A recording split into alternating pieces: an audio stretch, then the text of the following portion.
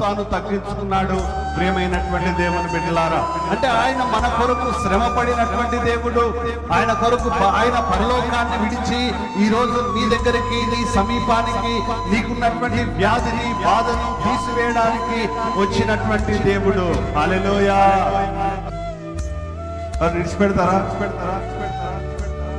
ఓ పెద్ద ఆఫీసర్ దగ్గరికి పోయి, అయ్యా ఈ రోజు నేను జర హాస్పిటల్కి పోవాలా, నాతో వస్తావా అంటే వస్తాడా నీతోటి? జర ఎంఆర్ఓ ఆఫీసులో పని ఉన్నది, అయ్యా నాతో వస్తావా అంటే వస్తాడా ఆఫీసర్?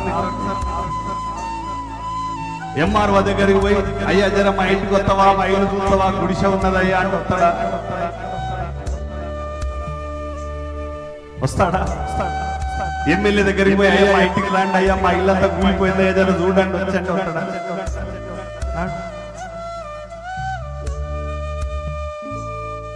మంత్రి వస్తాడా? ఒక పెద్ద అధికారి వస్తాడా? క్రీస్తునందు ప్రియమైనటువంటి దేవుని బిడ్డ, ఈరోజు మనిషి యొక్క బాధను అర్థం చేసుకునేటువంటి మనస్తత్వం లేదు చాలా మందిలో. చాలా మంది మనుషుల యొక్క సమస్యల గురించి ఆలోచించేవారు లేరు.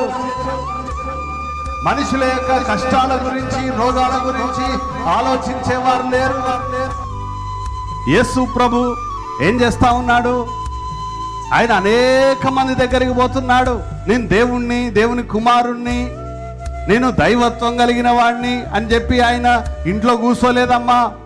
ఆయన తిరుగుతా ఉన్నాడు ప్రజల మధ్యలో.